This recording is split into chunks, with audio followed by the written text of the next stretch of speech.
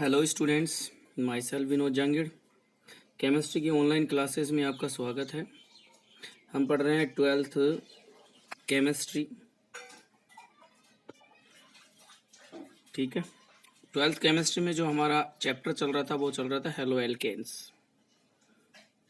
ठीक, और इस हेलो एल्केन्स में हम पढ़ेंगे physical properties of halo alkanes. यानी फिजिकल प्रॉपर्टीज का एक पार्ट हो गया था जिसमें हमने उसकी अवस्था पढ़ ली थी, रंग पढ़ लिया था, गंध पढ़ ली थी, और उसको जलाने पर किस प्रकार की ज्वाला के साथ वो जलते हैं। तो हरी ज्वाला के साथ जलते हैं, एल्किल हैलाइडों को या हेलो एल्केन्स को जलाते हैं।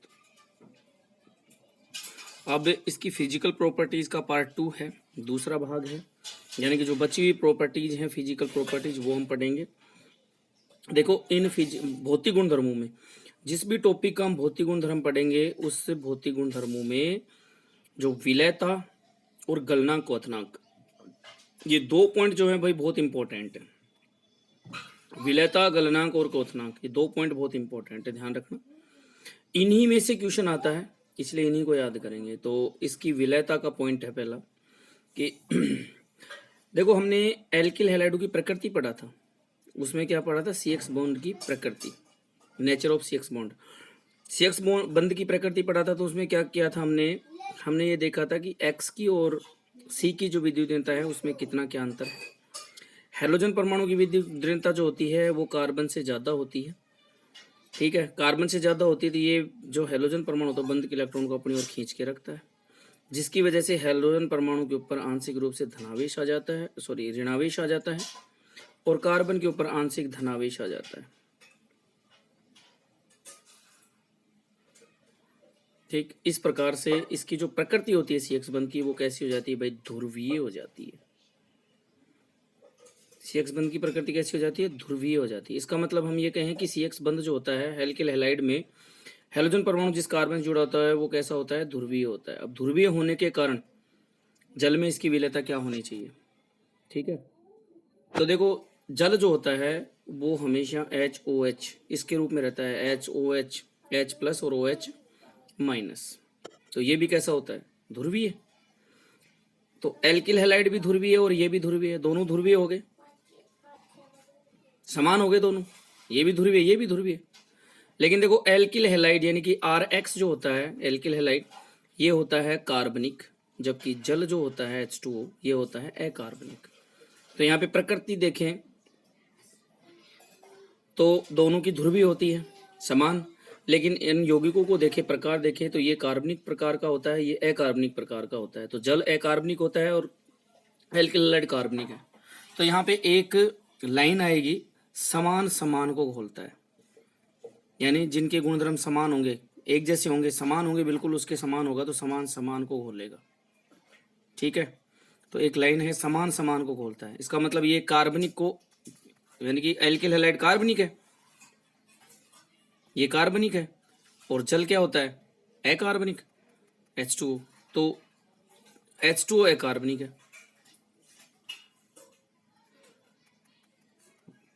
यहाँ तो इनकी अलग अलग विशेषताएं होगी, एक कार्बनिक होगी कि एक अकार्बनिक है। तो यहाँ पे समान समान को बोलता है, ये बात गलत है। लेकिन दूसरी तरफ देखें तो ध्रुवीय ध्रुवीय, ये भी ध्रुवीय और ये भी ध्रुवीय। तो इसका मतलब ध्रुवीय ध्रुवीय में दोनों की समानता आ रही है। तो ध्रुवीय होने के कारण क्या होना चाहिए? एल्किल हैलाइड जल में विलय होना चाहिए, क्योंकि ध्रुवीय विलायक होता है जल। तो ये भी ध्रुवीय यौगिक है तो जल में विलय होना चाहिए, लेकिन ऐसा नहीं होता। क्या होता है? एल्किल हैलाइड जल में अविलय होता है। देखो यहाँ पे एल्किल हैलाइड जो होता है वो जल में अविलय होता है, जल में नहीं घुलता है, लेकिन ये कार्बनिक विलायकों में विलय होता है। क्यों? क्योंकि कार्बनिक यौगिक है एल्किल हैलाइड, और कार्बनिक यौगिक है तो सिंपल सी बात है कार्बनिक विलायकों में घुलेगा। तो ये जल में अविलय होता है लेकिन कार्बनिक विलायकों में विलय होता है। जैसे एल्कोहल है, ईथर है, बेंजीन है ना, इनके अंदर ये घुलता है, लेकिन जल में अविलय होता है, केवल कार्बनिक यौगिकों में ही विलय होता है। ठीक, अब इसमें देखो मैंने यहाँ पे एक लाइन लिखा, क्योंकि समान समान को क्या करता है? घोलता है। कार्बनिक कार्बनिक को घोलेगा, अकार्बनिक अकार्बनिक को घोलेगा, ध्रुवीय ध्रुवीय को घोलेगा, अध्रुवीय ध्रुवीय को घोलेगा। ठीक है, अब इसके बाद में देखो, एल्किल हैलाइड की ध्रुवीय प्रकृति होते हुए भी ये जल में अविलय होता है, क्यों? एक क्वेश्चन है। एल्किल हैलाइड की प्रकृति कैसी है? ध्रुवीय, लेकिन फिर भी ये जल में नहीं घुलता है, अविलय होता है। ऐसा क्यों होता है? तो इसके लिए क्या है, जल की जो ध्रुवता होती है वो एल्किल हैलाइड से ज़्यादा होती है।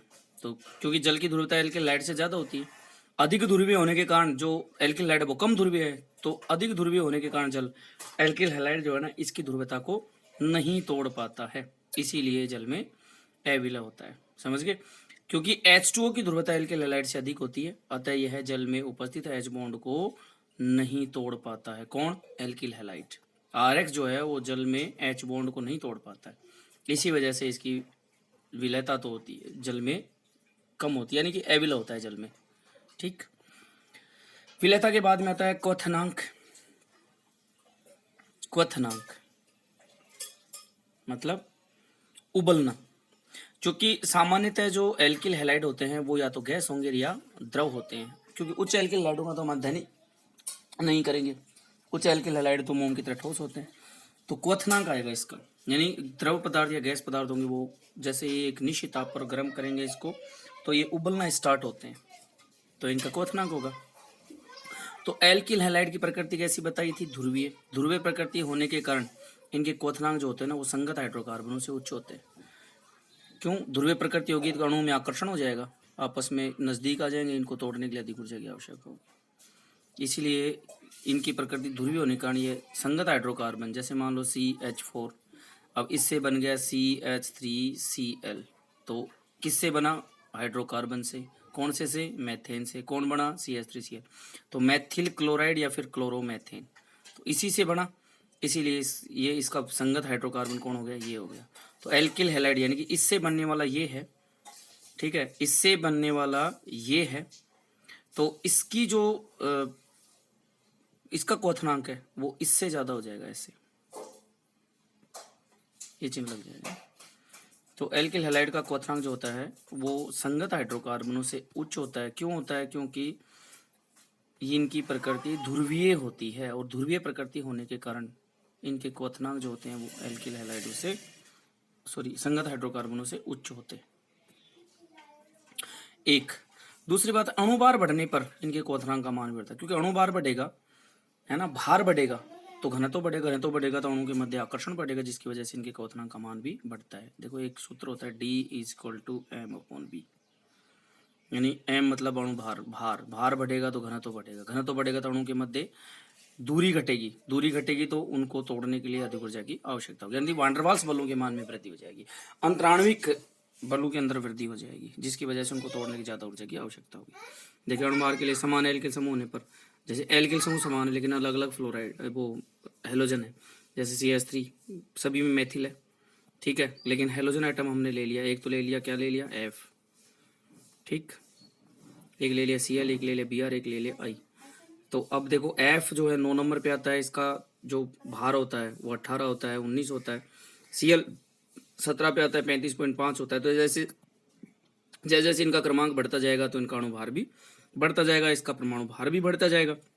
तो अब देखो ये तो CH3 का तो सेम रहेगा सभी में, वो F का सबसे कम होता है, Cl का फिर इससे ज़्यादा, फिर Br का ज़्यादा, फिर I का सबसे ज़्यादा होगा। इसलिए जैसे जैसे इनको ऐसे बढ़ाते जाएंगे तो अणुभार बढ़ेगा, अणुभार बढ़ेगा तो इनके गलनांक क्वथनांक का मान भी बढ़ेगा, क्योंकि इनके अणु में आकर्षण बढ़ जाएगा, है ना, समान एल्किल समूह होने पर। अब समान हेलोजन लेंगे, एल्किल समूह को हटा दें, समान हेलोजन परमाणु लेने पर इनके एल्किल समूह की बढ़ोतरी करें, हेलोजन आइटम समान लें। तो जैसे मान लो CH3 लिया हमने और इसके साथ में Cl जोड़ दिया।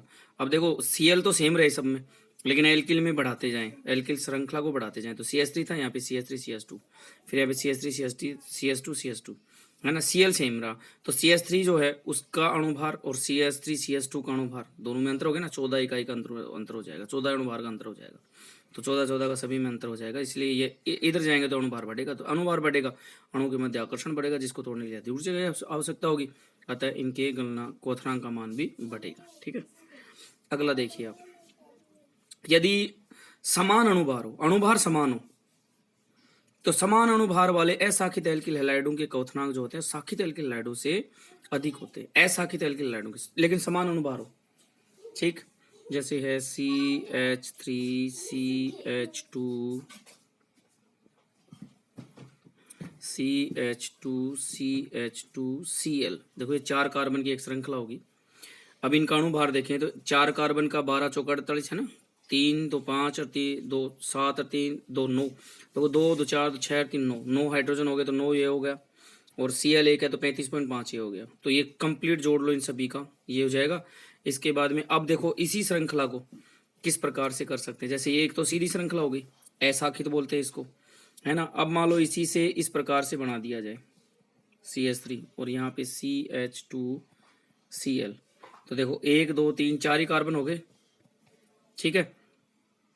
हाइड्रोजन देखो 3 3 6 2 8 और 1 9, 9 ही हाइड्रोजन उसमें थे, 9 इसमें हो गए, 1 Cl हो गए। तो अणुभार तो सेम है, लेकिन देखो इस श्रृंखला में देखो आप, एक तो सीधी श्रृंखला दी हो तो 4 कार्बन की, अब यहाँ पे देखो ये सीधी हो जाएगी, लेकिन यहाँ पे एक ये देखो शाखा निकल गई, तो शाखित होगी। तो अशाखित एल्किल हाइड्रों के गलनांक और क्वथनांक का मान जो होता है वो शाखित एल्किल हाइड्रों से उच्च होता। क्यों होता है उच्च? इसलिए होता है क्योंकि उनमें सीधी श्रृंखला, इसलिए अणुओं के मध्य आकर्षण बढ़ेगा, दूरी कम रहेगी, तो आकर्षण बल का मान ज्यादा होगा, तो तोड़ने के लिए अधिक ऊर्जा की आवश्यकता होगी, ठीक। अब जैसे शाखा बन गई तो आकृति है ना, क्योंकि पृष्ठीय क्षेत्र का मान ज्यादा रहेगा, आकृति गोलाकार हो जाएगी, घनत्व कम हो जाएगा, जिसकी वजह से उसको तोड़ने के लिए कम ऊर्जा की आवश्यकता होगी। तो इस प्रकार से देखो ये रहा। तो इसके लिए जो होता है तो 1 डिग्री 2 डिग्री 3 डिग्री, क्योंकि शाखित एल्कोहलों में 1 डिग्री 2 डिग्री 3 डिग्री आएगा, तो 1 डिग्री यानी कि अशाखित होगा, जिसकी सबसे ज्यादा गलनांक क्वथनांक का मान होगा। 2 डिग्री का उससे कम क्योंकि इसमें 2 शाखाएं बन जाएंगी, 3 डिग्री का सबसे कम क्योंकि इसमें 3 शाखाएं बन जाएंगी। तो एक ध्यान रखना आप, तो 1 डिग्री, ठीक है, 2 डिग्री और 3 डिग्री, ये ध्यान रखना। सबसे ज्यादा 1 डिग्री का, फिर 2 डिग्री का, फिर सबसे कम 3 डिग्री का, क्योंकि इसमें शाखा ज्यादा बन जाती है, जिसकी वजह से उसके गलनांक और क्वथनांक का मान कम हो जाता है, ठीक है। तो ये ध्यान रखना आप लोगों को। अब जैसे कोई भी एल्किल हाइड्रो, उसमें शाखा बढ़ने पर गोलाकार आकृति होने से घनत्व कम हो जाता है, जिसकी वजह से उसके गलनांक क्वथनांक का मान कम हो जाता है, ठीक। ये हो गए फिजिकल प्रॉपर्टीज। तो आपको 2 चीजें याद रखनी, विलेयता, गलनांक और क्वथनांक, सबसे इंपॉर्टेंट। इसके बाद में हम पढ़ेंगे, अब लास्ट पॉइंट है इसका। 5 पॉइंट हो गए हमारे, कौन कौन से हो गए देखो। सबसे पहला होता परिचय, फिर उसके बाद में वर्गीकरण, वर्गीकरण के बाद में हमने पढ़ा था नामकरण, नामकरण के बाद में हमने पढ़ा है बनाने की विधियां, बनाने की विधियों के बाद में हमने पढ़ा है भौतिक गुणधर्म, फिजिकल प्रॉपर्टीज, और फिजिकल प्रॉपर्टीज के बाद में हमने पढ़ा है रासायनिक गुणधर्म, केमिकल प्रॉपर्टीज, ठीक है। तो रासायनिक गुणधर्म अब ये हम पढ़ेंगे, ये थोड़ा सा लंबा चलेगा और इम्पोर्टेंट है, यहाँ से बहुत सारी रिएक्शंस आएंगी, और यहाँ से अभी जो पहली रिएक्शन पढ़ने जा रहे हैं उसकी, उस रिएक्शन में से हर साल हमेशा क्वेश्चन आता है, एक क्वेश्चन 100% आएगा, ठीक है। तो एल्किल हैलाइडों के रासायनिक गुणधर्म यहाँ पे टॉपिक है। तो चूंकि हम जानते हैं एल्किल हैलाइड की प्रकृति जो होती है वो ध्रुवीय होती है, और ध्रुवीय होने के कारण ये जो है ना वो अधिक क्रियाशील होते हैं। एल्किल हैलाइड अधिक क्रियाशील होते हैं, क्यों? क्योंकि इनकी प्रकृति कैसी होती है? ध्रुवीय होती है। तो अधिक क्रियाशील इसलिए होते हैं क्योंकि इनकी प्रकृति ध्रुवीय होती है। तो एल्किल हैलाइडों की प्रकृति ध्रुवीय होने के कारण अधिक क्रियाशील होते हैं, ठीक। अब देखो इस कारण से एल्किल हैलाइड जो है ना वो निम्न 4 प्रकार की रासायनिक अभिक्रियाएं दर्शाएगा।